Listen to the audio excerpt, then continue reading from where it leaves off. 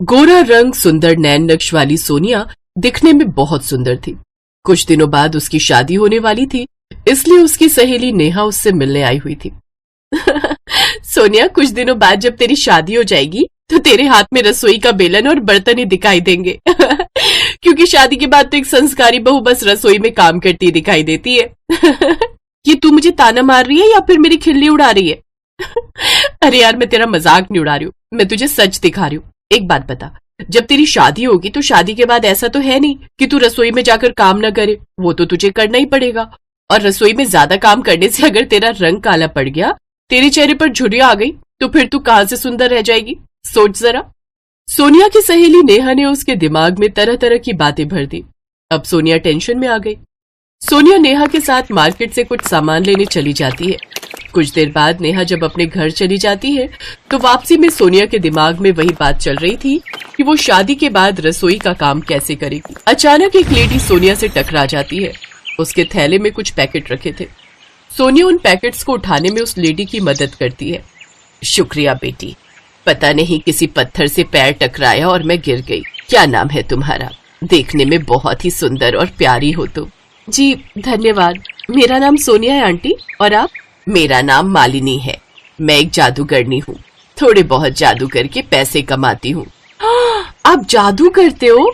हाँ, और ऐसे वैसे जादू नहीं, बल्कि सचमुच के जादू जो बहुत ही चमत्कारी भी होते हैं। क्या तुम्हें किसी जादू की जरूरत है? मैं तुम्हारी मदद कर सकती हूँ।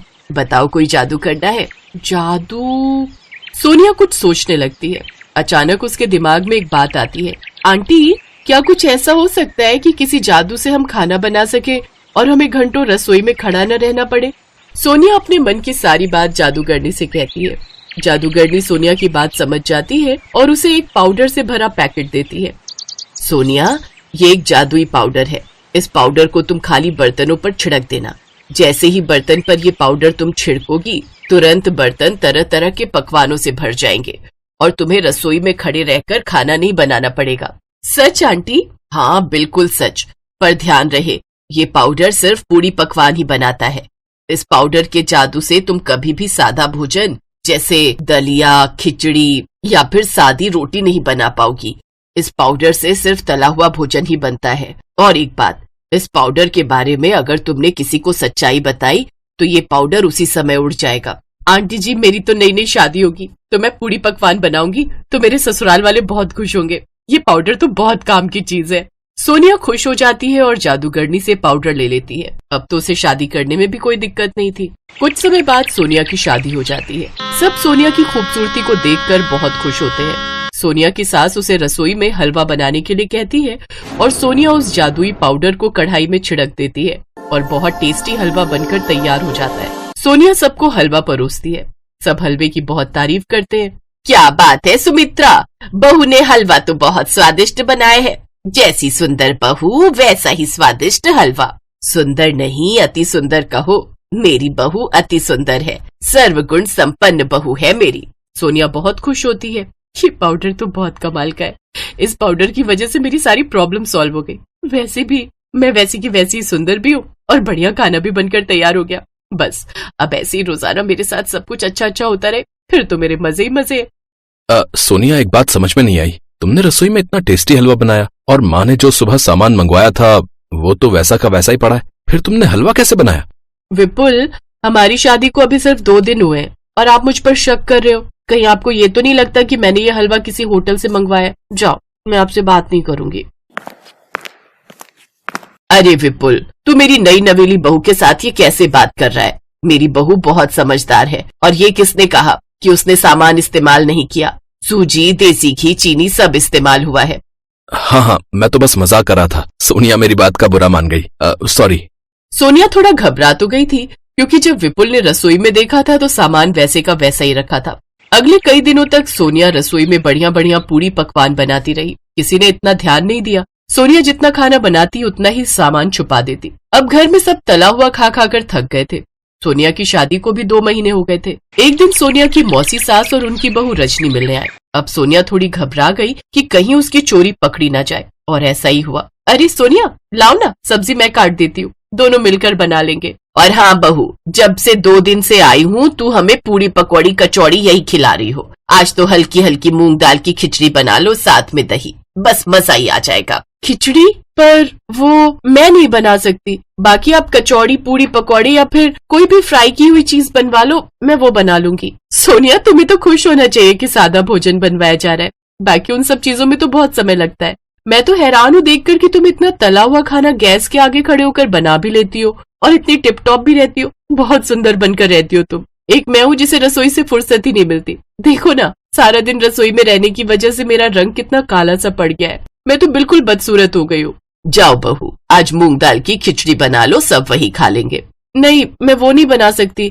माँ जी, मैंने मना कर दिया ना। अगर मैंने वो खिचड़ी बनाई तो बहुत गड़बड़ हो जाएगी। नहीं, मैं वो नहीं बनाऊंगी। अरे सुमित्रा, कैसी बहू है ये, मुंह पर मना कर रही है। इसे अपनी सुंदरता पर इतना घमंड है कि ये 2 महीने में आगे बोलने भी लगी। नहीं मौसी जी, ऐसी बात नहीं है। मैं आपको कैसे बताऊं? मुझे सच बताना ही पड़ेगा, या फिर मैं खिचड़ी बनाई देती हूँ। क्या करूँ, कुछ समझ नहीं आ रहा। क्या बात है सोनिया बहू, तुम क्यों घबरा रही हो? तुम तो इतना स्वादिष्ट खाना बनाती हो, फिर आज एक साधारण सी खिचड़ी बनाने में तुम इतनी आनाकानी क्यों कर रही हो? मुझे पूरी बात बताओ। मैं तुम्हारी माँ जैसी हूँ, मुझसे कहो अपने दिल की बात। आखिरकार सोनिया ने सबके सामने सच कह दिया। सब उसकी बातों को सुनकर हैरान रह गए। अचानक सारा पाउडर उड़ गया। तभी एक औरत आती है। आपने खाना बनाने के लिए बात की थी? मुझे उषा दीदी ने भेजा है। मैं घरों में खाना बनाती हूँ। हाँ, मैंने ही उषा को बोला था कि कोई खाना बनाने वाली हो तो बता देगी। मेरी बहू अभी नई नई है और ये सारा दिन रसोई में लगी रहती है, इसलिए मैं चाहती थी कि इसे खाना बनाने के लिए कोई हेल्पर मिल जाए। मैं भी तो एक माँ हूँ, मैं अपनी बहू का ख्याल नहीं रखूंगी तो और कौन रखेगा? अपनी सास की बातें सुनकर सोनिया सचमुच हैरान रह जाती है। अरे सुमित्रा, एक काम कर, इन्हें मेरे घर भी भेज देना। मैं भी इन्हें अपने घर में खाना बनाने के लिए रख लूंगी। जब तू अपनी बहू का ख्याल रख सकती है तो मैं भी तो रख सकती हूँ। थैंक यू सोनिया, आज तुम्हारी वजह से मुझे भी आराम मिल गया। माँ जी ने मेरे लिए भी एक हेल्पर रख दी। मैं अकेले बहुत थक जाती थी सच्ची। थैंक यू माँ जी, thank you so much. Sonia की आंखों में खुशी के आंसू आ जाते हैं।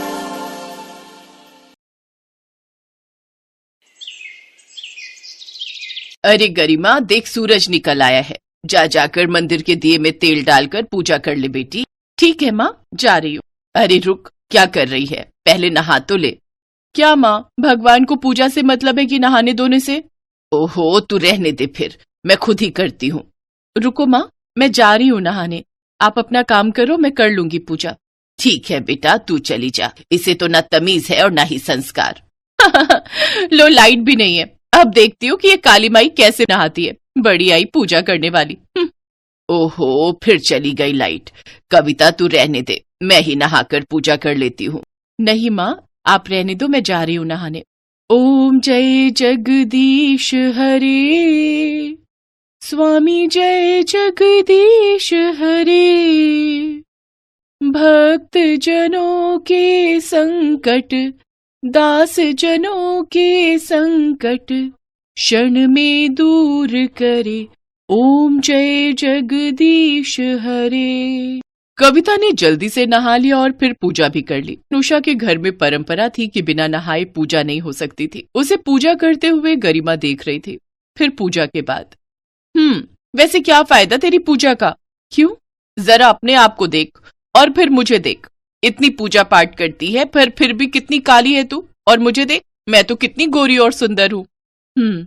और इसके लिए तुझे भगवान को शुक्रिया कहना चाहिए और नहा धोकर उनकी पूजा भी करनी चाहिए। मेरी छोड़, जाकर तू भगवान को बोल कि वो तुझ पर भी थोड़ी कृपा कर दे काली माई। गरिमा हमेशा इसी तरह कविता को नीचा दिखाने की कोशिश करती थी। उषा ने भी गरिमा को कई बार समझाया, लेकिन सुधरने वालों में से वो नहीं थी। उसे तो बस अपनी खूबसूरती और गोरे रंग पर घमंड था। ऐसे ही वक्त गुजरता गया और फिर एक दिन, लो भगवान का चमत्कार देखो। कानपुर से रिश्ता आया है तुम दोनों के लिए, वो भी एक ही घर से। सगे भाई हैं दोनों। वो लोग कल आ रहे हैं। तुम दोनों अच्छे से तैयार हो जाना। ओहो, जल्दी बाजार जाती हूँ, बहुत काम करने होंगे। उषा अपनी दोनों बेटियों के लिए बहुत खुश थी। अगले दिन राम और श्याम दोनों भाई गरिमा और कविता को देखने आए। गरिमा ने देखा कि बड़ा भाई राम बहुत ही सुंदर है, जबकि छोटा भाई श्याम जरा सांवला था। दोनों भाई रिश्ते के लिए हाँ करके वापस चले गए और फिर उनके जाते ही गरिमा जोर जोर से हंसने लगी। उफ। अरे तुझे क्या हुआ री? माना कि तेरा रिश्ता पक्का हो गया है, पर इतना क्यों हंस रही है? होश में तो है तू? अब समझ आया कि उस छोटे वाले को क्यों पसंद आ गई है। अरे वो तो खुद ही काला है, तभी तो सोचू कि क्यों उसने इस काली माई को पसंद कर लिया। बेचारी की किस्मत में गोरी लड़की आएगी कहां से? बस बहुत हो गया, बदतमीज कहीं की। जब देखो छोटी बहन का मजाक बनाती रहती है। सुधर जा गरिमा, सुधर जा।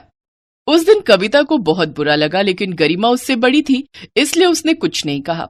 उसी शाम राम और श्याम की माँ बिमला ने उषा को फोन किया। नमस्ते बहन जी, कैसी हैं आप? जी नमस्ते, मैं ठीक हूँ। अब आप क्यों नहीं आई बच्चों के साथ? अरे मैं तो आना चाहती थी, मगर वो क्या है ना, मैं ज्यादा चल नहीं पाती। और वैसे भी बच्चों ने जब एक दूसरे को पसंद कर ही लिया है तो फिर हमें क्या दिक्कत हो सकती है।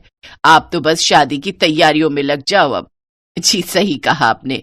अब बहन जी, वैसे मैं सोच ही रही थी आपसे बात करने के लिए। वो आपकी कुछ डिमांड हो तो? ना ना ना ना ना, ये सब मत सोचो आप। भगवान का दिया सब कुछ है हमारे पास।